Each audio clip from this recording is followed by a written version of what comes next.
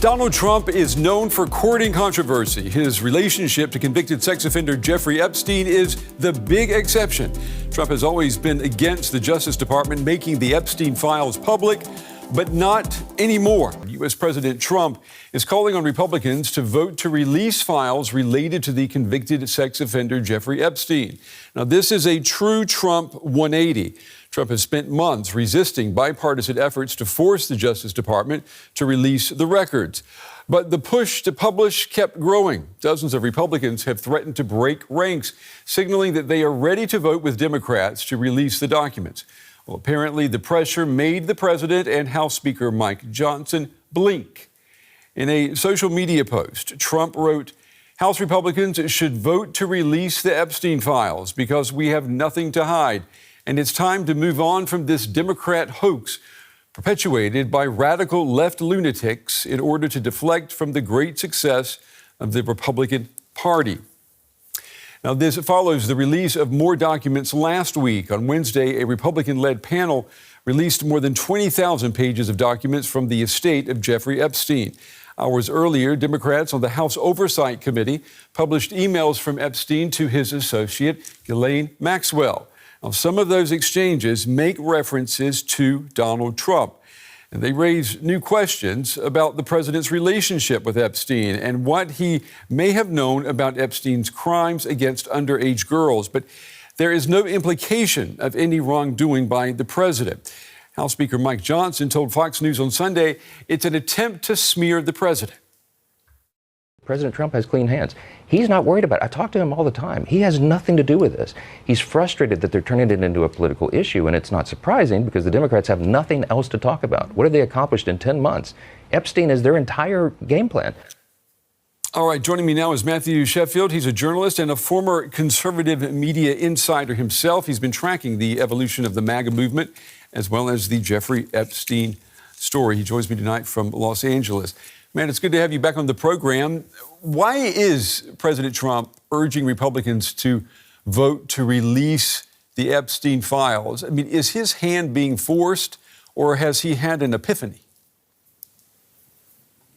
Well, I think what this represents is a jujitsu move by Trump. So essentially, he was experiencing so many people who wanted to vote to release the files in Congress that he decided that he was going to say that he was in favor of doing it. But it's interesting, though, that this was paired with a separate announcement from Trump in which he said that he was directing the Attorney General to launch an investigation into Epstein's contacts with Democrats. And so not only there's two things that he accomplishes by doing that. One is that he can now pretend to be in favor of more disclosures and more transparency on this stuff, but also he can use the Justice Department to weaponize that investigation against his political opposition. And then number three, that ongoing new investigation can be used as the pretext to redact or refrain from disclosing any material that might be negative about Trump. And, you know, we know based on the 20,000 documents that you mentioned earlier, 20,000 pages, that Trump himself was mentioned 1,500 times in those documents. So there's clearly a lot of deep connections and commentary with Epstein and Trump. You mentioned redacting. So, I mean, we're assuming that the vote on Tuesday is a foregone conclusion, that they're going to vote to release these documents. But with the possibility of redacting, elements in these documents, then do you expect us to get a treasure trove of new information tomorrow? Well, we won't be getting it immediately, but it does look like that. The vote is going to pass in the House and in the Senate, and it was going to pass before Trump had, done his public 180 on the issue. But it has to pass the Senate after it passes the House, and then Trump has to sign the law as well. So, and then there will be a delay after that. So. We'll see how quickly documents will be produced. But yes, there definitely will be a lot more. But, as is the case, if they are launching a grand jury which so far we don't know that they have been. But basically, under U.S. law, law enforcement agencies are not allowed to disclose documents to the public that are part of an ongoing investigation. So yes, there will be a lot more documents, but as to what's in them, who can really say? But as we've seen so far, there definitely are a lot of comments that Epstein had about Trump, including saying that he was probably Trump's best friend for a number of years. And of course, you can be Trump's best friend, but that doesn't mean that you're guilty of a crime.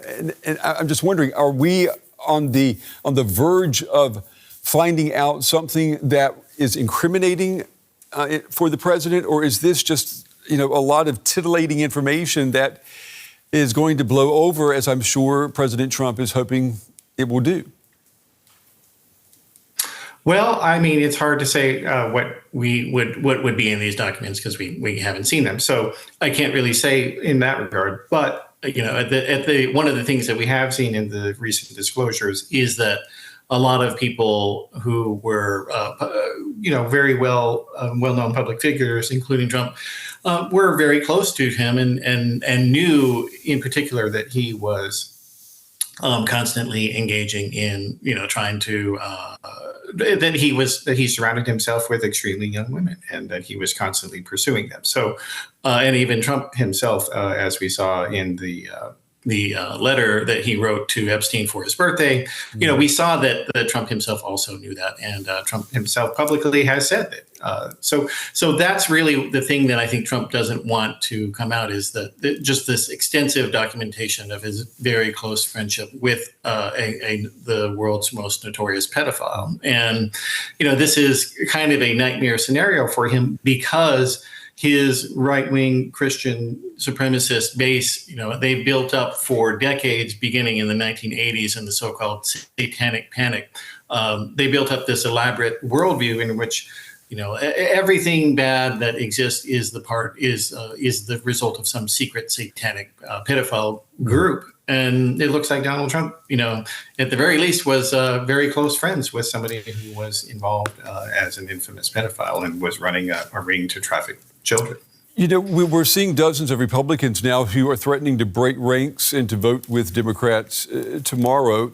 Is this the MAGA meltdown that you and I have spoken about before, and that we're hearing now more and more people say is almost inevitable for a president as the twilight of his political power emerges? What do you say? Well, I think the recent elections that we had here, they basically have made Trump a lame duck in a lot of ways because, his administration made all these big promises that they were going to lower prices, not just lower inflation. They were going to drop prices. And all he's done is increase prices. Inflation is higher now than it was when Biden was president during the same time of year. So, like a lot of people who voted for Trump are very upset with him. He has the lowest approval rating right now that he's ever had across his two terms. So, right now, a lot of people are very upset. And this is the first big crack in the dam of his support. And things like this are common across presidents that have served two terms.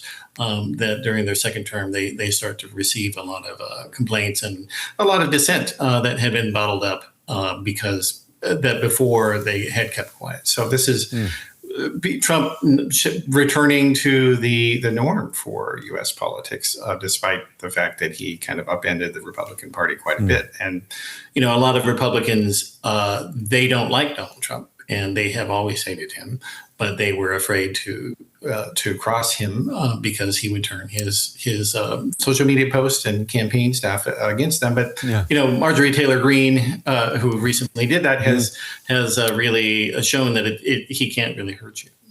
Well, I want to ask you about that. You're reading my mind here. I want to bring in Marjorie Taylor Greene. She was once a close ally of the president, but she's recently broken with Trump over Epstein and other matters, and she's done that publicly. She said that attacks on her by the president have resulted in multiple threats on her life. Now, we got a response from Donald Trump to that. He posted on his social Media platform Wacky Marjorie Trader Brown is working overtime to try and portray herself as a victim when, in actuality, she is the cause of all of her own problems. The fact is, nobody cares about this traitor to our country.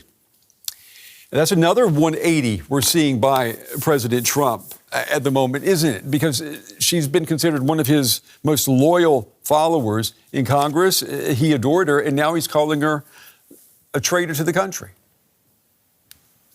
Yeah, it's a big flip. And in her case, she has been completely consistent when she ran for Congress the first time. And, ever since, she has been saying that, she wants to stop child trafficking and to be against, various, and to support various investigations into it.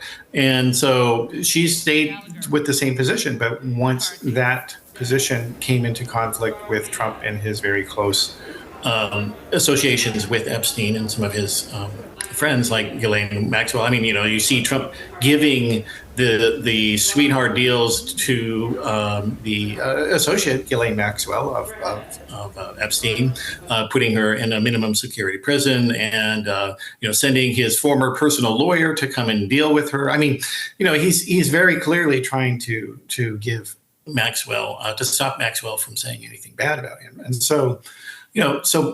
So Marjorie Taylor Greene has been very consistent here, and that has enraged Trump because he doesn't want people to have principles. He wants people to just do whatever he says, and she's not doing that, clearly. I mean, he, made the infamous remark when he ran for president the first time that he could walk down Madison Avenue or Fifth Avenue in New York and shoot someone in the head, and he would be able to get away with it. I mean, that speaks to the Teflon-like quality of President Trump, now in his second term.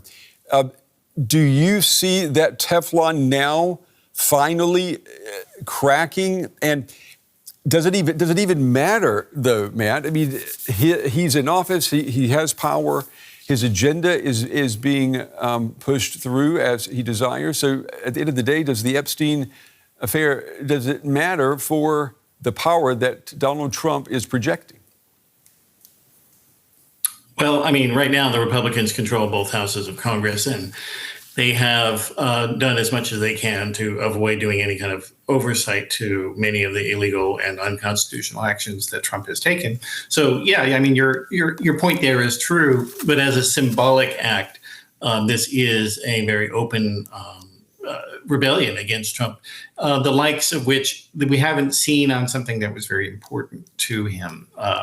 And was not something. So the one exception to this has been that some Republicans have been willing to criticize Trump on his tariffs, and that was actually probably the beginning of the rebellion that a lot of Republicans they agree with.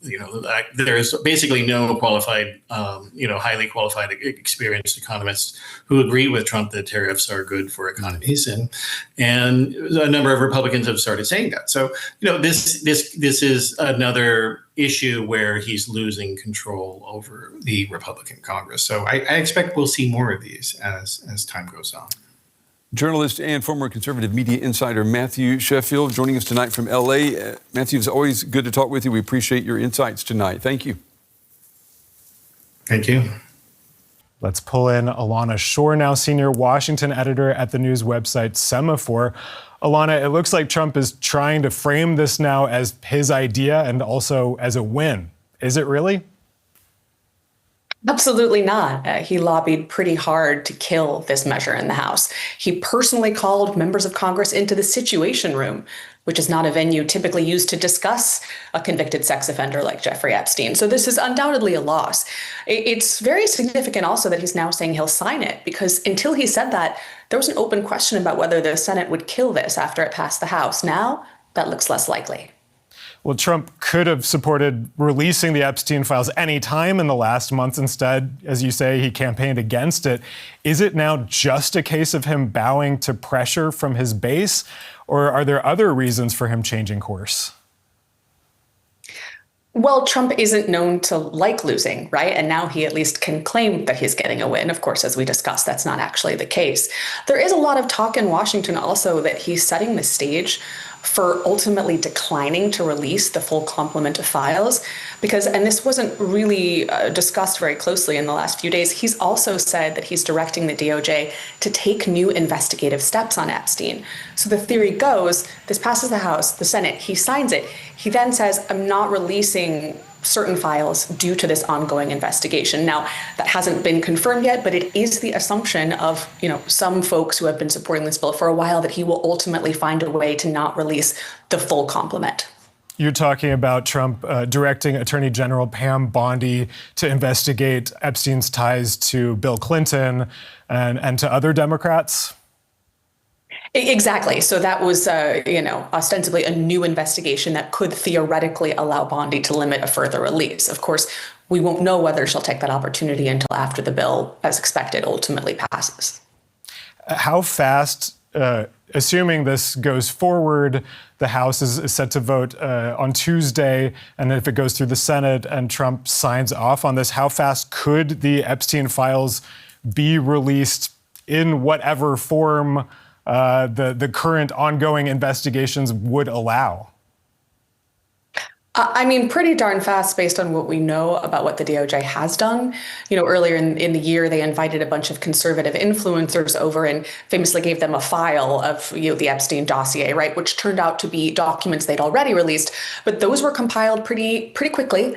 And also, the DOJ has reportedly amassed teams already to scrub these files. Some of them, according to a whistleblower who contacted a Democratic senator, we're looking for mentions of the president's name. Obviously, we don't have that 100% confirmed, but we know that it's easy to get these together.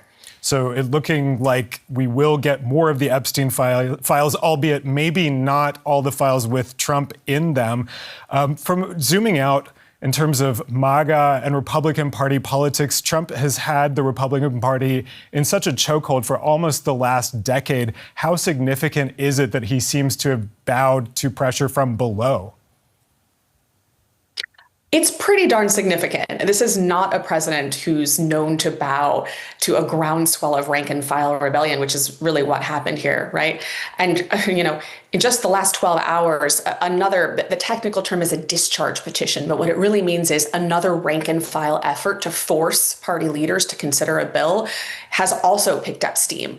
So we may be seeing Epstein kind of break a dam in a sense that Republicans will now feel more comfortable trying to push the White House than they did even a week ago. Elana Schor, senior Washington editor at Semafor, thanks for talking to DW. Thanks for having me.